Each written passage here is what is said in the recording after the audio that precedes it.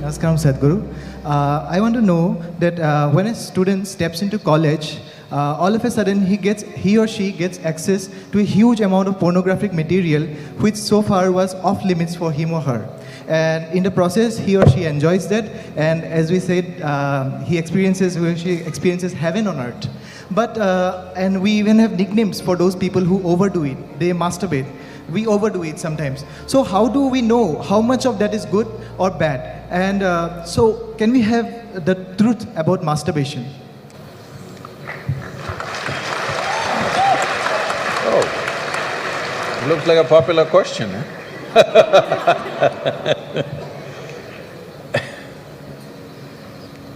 See, we have a biology, we cannot put it under the carpet, it's there. It's best we address it for what it is.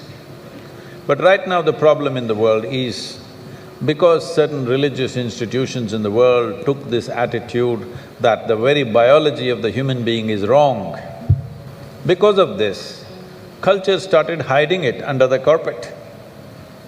Well, in this culture we never had it, but after the British came and left, we became more prudish than the British.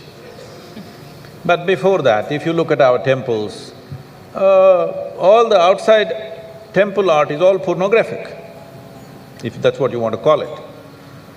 But we don't call it pornographic, we are only talking about the various dimensions of human biology.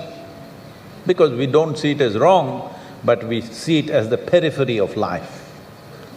If you stay there only, you will stay on the physical dimension forever, you will not explore anything else. So in the temple, always it's the periphery. You are supposed to look at that and understand it's the periphery of life and try to make an attempt to go deeper, but at the same time not to be in denial of it. Not to glorify it or not to be in denial of it is the most important thing. But in your college, watching these things on the whatever, your internet or whatever, people tell me that somebody told me, I don't know if these percentages are correct. When I was asking, what is the content? I was trying to understand the internet and its content, what is the real content on the internet? They're telling me, you should know, they're telling me 70% of the content on the internet is pornography. Is it so? Is it so? You must be the expert.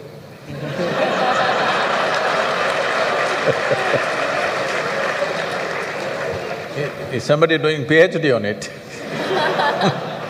They told me 70%. I said 70% is unreasonable and sick levels of pornography. If it occupies a small percentage, it's okay. 70% of a technological platform which could do millions of things, unfortunately is pornographic.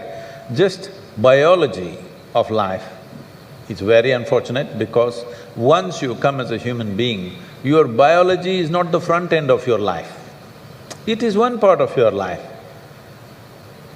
This cerebral capability came so that your intelligence becomes the front end of your life, and if you become conscious, your consciousness becomes the front end of your life.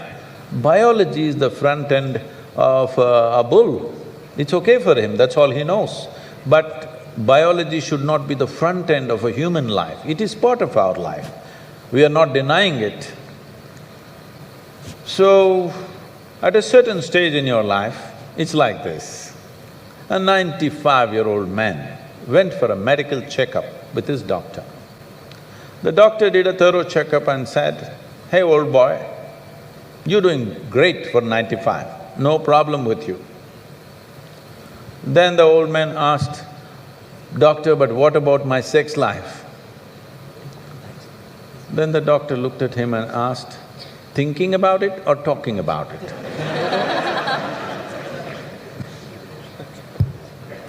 So at different stages of life, there are some times you only think about it and talk about it, there are some times you indulge in it. These are passing phases of life. How much of it is needed for you, you are the best judge. But at the same time, you came here not to explore your biology. At least you should have gone to MSc in biology. You shouldn't be wasting your time in a technological institute exploring biology. Does it mean to say you don't have biology, you don't have biological needs? You have, it's fine, but it must be on the periphery. It should not become the core of your life because it will reduce you in the sense. A creature which was purely biological evolved into a place which has an intelligence of its own beyond its biology. See, animal intelligence works for its biology alone. How to get its food, how to get its mate, this is all its entire life is. If human intelligence also functions like that, you are bellying the evolutionary process. You are seeing how to go back, take the evolutionary process backward, not necessary. This does not mean you do not have a body, body has its needs, as there is physical hunger, so there is sexuality. You have to address it in some way, but to what extent is your choice, but definitely it should not be the front end of your life because you're rolling back evolutionary scheme of putting your intelligence and consciousness in the front. Instead of that, you're putting your biology in the front.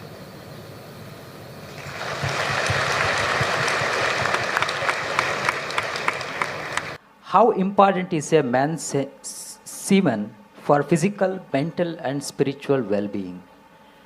Can wasting our semen damage us spiritually?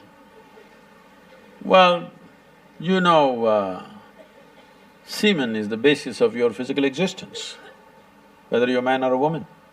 You have come into existence because that is 50% of the ingredient, yes? Well, we have skin, we have epithelial cells, we have hair, we have many other aspects of body, you know, heart, liver, kidney, so many things. All these cells are of a certain potency in their own way, but semen is of an extraordinary level of potency, it can create a whole new life. Well, today you can take an epithelial cell and do a lot of things in a laboratory and maybe we can clone you, all right? So the potential is here also, but it is not in the same dynamics as it is in a cell which you're referring to as semen. So in the yogic culture, this is called as virya. Virya also refers to what you call as vajra, which means stability, or diamond, which is the hardest thing. So in the human body, virya is considered to be like vajra. That means it is one of the most potent things if you know how to use it. Well, how to use it means you can use it to produce a child, that's one thing. Well, if this question is coming because you are using it to spill it on the JNU bed sheets, okay? If that's how you're using it, well, that's your compulsion, you're doing whatever you're doing. This is not something to be judged morally, that's not the point, it's a question of what is the level of compulsion that one has. But anything in this body, can it be transformed into a different level of function? Absolutely. Not just semen, just everything in this body can be transformed. See, suppose I gave you all soup-making ingredients, same soup-making ingredients to every one of you. Do you believe all of you will produce the same soup? No. You will produce 500 varieties of soups, those same ingredients. That's all that's happened with us right now. All of us are fundamentally same ingredients, but see how different each one of us are. Different soups. Well, if I give you soup-making ingredients, either you can make a great soup or a lousy soup. Depends what kind of skills you have, isn't it? So this goes for everything, not just for semen. Every dimension of your body and your mind, you can transform into something tremendous, or you can make it mediocre, or you can make it a serious problem. Every aspect of your life. That goes for this aspect of life also.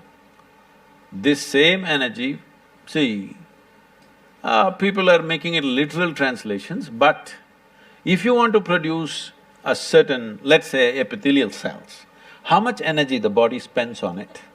And if you want to produce a cell which you call a semen, how much energy body spends is very different. This can be scientifically established.